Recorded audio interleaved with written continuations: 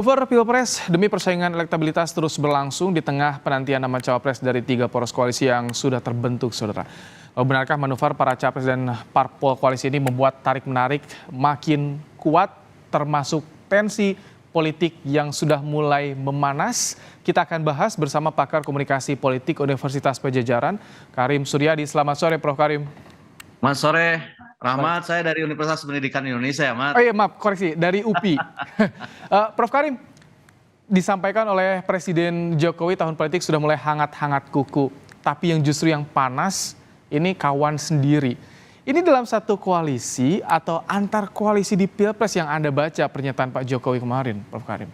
Saya lihat Presiden Joko Widodo belum move on ya dari suasana psikologi saat dia menyampaikan pidato kenegaraan. Masih bilang memanas, mulai panas.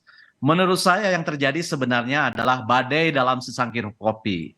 Kalaupun ada gejolak, kalaupun ada riak ya hanya di kalangan elit. Khususnya di kalangan elit yang dekat dengan presiden.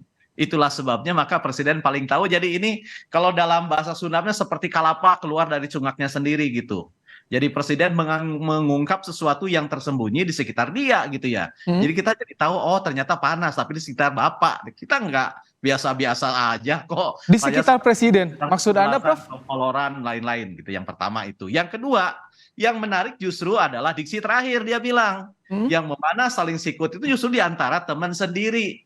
Nah, saya curiga jangan-jangan munculnya ragu rungkat di skala negara itu adalah merefleksikan kondisi psikologis di antara orang-orang dekat. Tadi saya bilang air susu dibalas air tuba ya. Kemudian ada bilang di sana air susu dibalas air langga. Tapi yang jelas kan ada kondisi politik di mana uprooted gitu. Ada politisi yang seakan-akan terserabut dari akarnya karena sudah dibela mati-matian, dibesarkan kok berpindah ke lain hati. Nah, yang kedua, sekarang kita kan seperti sedang menunggu Godot. Jadi menunggu cawapres ini seperti sedang menunggu Godot lama banget dan penuh dengan gejolak yang tak pasti, bahkan politik yang realistik dibawa ke hal-hal yang bersifat mistik. Bahkan dibumbui dengan seperti berebut pepesan kosong. Kenapa misalnya berebut pepesan kosong? Gerindra mencoba menarik Gibran, kemudian Puan barusan ngomong narik Gibran. Loh kok Gibran? Luar biasa banget, ada apa orang ini gitu loh. Ini sebuah fenomena yang paling sulit dijelaskan secara teori. Karena kalau muncul misalnya nama Gibran yang sebelumnya tidak ada di radar survei, sekarang mengalahkan Nazarudin Umar misalnya, Mahfud MD, Erick Thohir, Ridwan Kamil, kemudian Muhaimin Iskandar, Sandiaga Uno, orang-orang yang sudah matang dari jejak pengalaman politik gitu ya. Kemudian sudah berlama tapi tiba-tiba tenggelam muncul nama ini, apa sebenarnya? Apakah cukup dijelaskan dengan faktor DNA lebih perkasa di Indonesia? Dan kalau memang faktor DNA lebih perkasa di Indonesia, buat apa Rahmat sekolah? Buat apa Rahmat berkarir? Lalu anak-anak kita yang dilahirkan dari orang biasa-biasa saja, mau apa dia? Punya harapan apa? Kalau segalanya ditetapkan berdasarkan DNA semata. Ini sebuah peristiwa yang tidak logis dan tidak membawa harapan apa-apa. Prof, ada juga momen menarik ketika Ganjar bertemu dengan Caimin, terus Mbak Puan memposting ketemu dengan LBP. Apakah juga ini ada hubungannya dengan tarik-menarik di koalisi, Prof? Kan sudah pada deklarasi ini kabarnya sebelumnya. Mungkin ini yang disebut oleh Presiden Mr. Widodo itu sebagai memanas di antara teman-teman di antara internal orang-orang yang paling dekat ini. Ini kan persis seperti permainan catur ya. Jadi peta politik Pilpres Indonesia kok seperti permainan catur. Yang kita lihat itu kan hanya bidak-bidak, tetapi siapa sebenarnya masterpiece atau orang yang mengendalikan pergerakan ini kita tidak tahu. Yang tahu adalah ya ketika misalnya Puan ketemu Luhut, kemudian Ganjar ketemu Caimin, itu kan seperti kontra intelijen. Persis dalam pertandingan sepak bola ketika satu kesebelasan mengganti pemainnya, maka kesebelasan lain akan mengganti untuk melawan strategi atau kontra strategi. Jadi kan ini tarik-menarik begitu ya, tarik-menarik. Coba digoda lah, saling goda kan gitu ya. Koalisi yang sudah mulai terbangun di kebangsaan Indonesia Raya, mulai digoda Caiminnya ke PDIP, kemudian Golkar yang sudah gabung, ada silaturahmi dengan Luhut yang notabene orang Golkar. Jadi kalaupun misalnya mungkin ya, saya tidak berprasangka, tetapi kan dalam permainan politik seperti itu, kalau tidak bisa direvisi keputusan untuk gabung dengan Prabowo, ya minimal tidak bulat-bulat amat. Sebab dalam politik kan berlaku pepatah yang mengatakan bahwa jika tidak mendapatkan semuanya, maka jangan lepaskan kepentingan atau keuntungan yang didapat sekecil apapun. Jadi kalau tidak dapat Partai Golkar secara keseluruhan, ya minimal tidak ke sana semuanya begitu. Jadi permainannya seperti itu. Jadi saya melihat semuanya masih serba cair. Kenapa begitu? Karena begini. Pertama, ada adagium yang sangat umum dan sudah klasik dan harus ditinggalkan. Bahwa bagi politik yang penting bukan kapan memulai tapi siapa yang tiba pada garis akhir. Yang kedua, ada kebiasaan. Kebiasaan apa? Kita ingat benar dalam Pilpres 2019.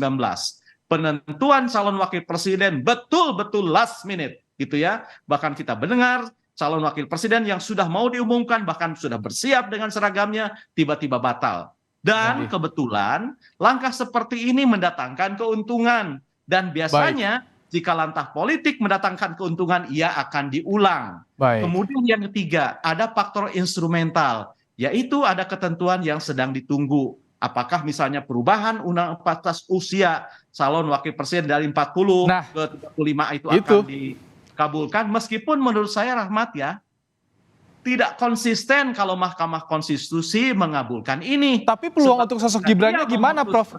Ya? Peluang untuk sosok Gibran kalau misalkan dikabulkan oleh MK ini bagaimana?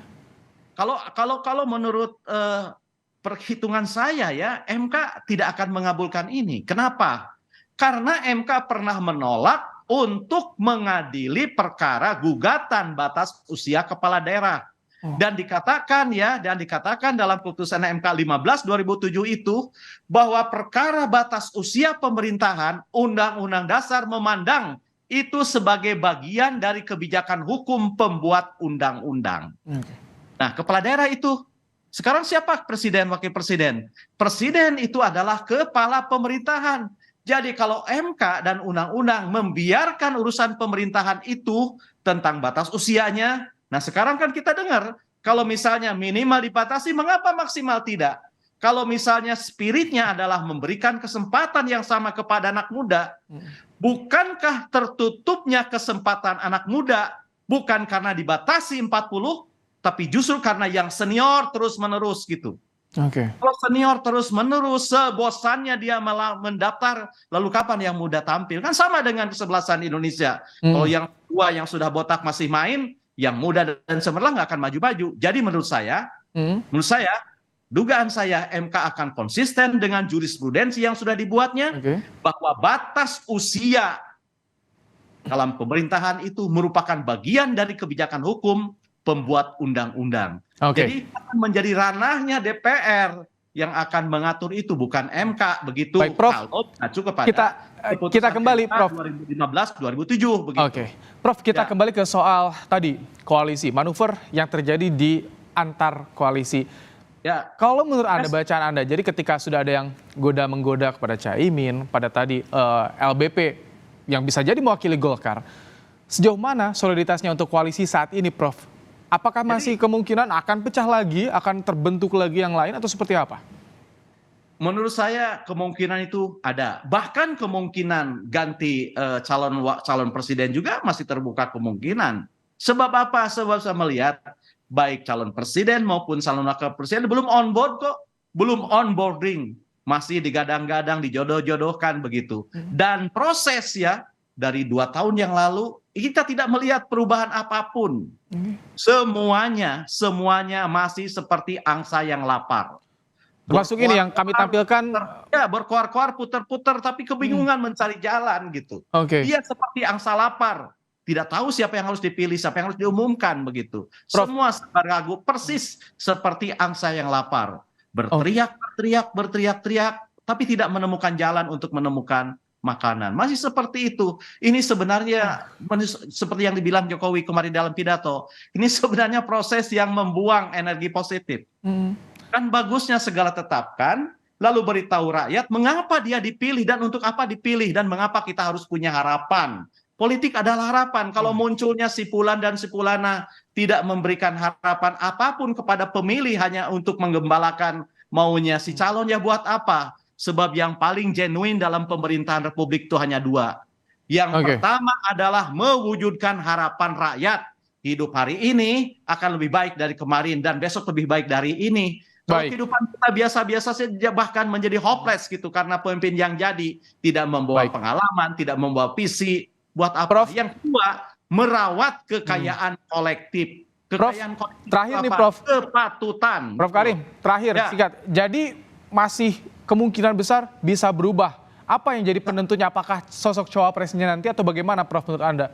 Ya, pertama sosok cawapres, tapi bisa jadi setelah melihat misalnya perubahan tiba-tiba ada keajaiban, batas usia diubah begitu ya. Bisa saja cawapresnya diganti ketika misalnya ada orang yang sangat percaya pada hasil survei. Meskipun sesungguhnya ada partai kinerja partai politik yang tidak dipengaruhi oleh survei. Sebab saya melihat ada satu partai ketika diperintahkan oleh pimpinannya ya nurut itu semua. Bahkan ketika pindah pengajiannya juga dipindahkan. Baik. Itu ada.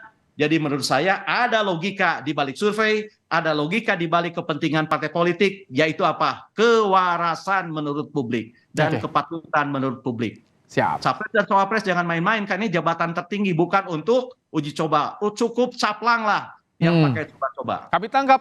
Terima kasih Prof. Karim Suryadi, pakar Sama-sama, komunikasi politik sama-sama. dari Universitas Pendidikan Indonesia telah menyampaikan pandangannya dalam program Kompas Petang sore hari ini.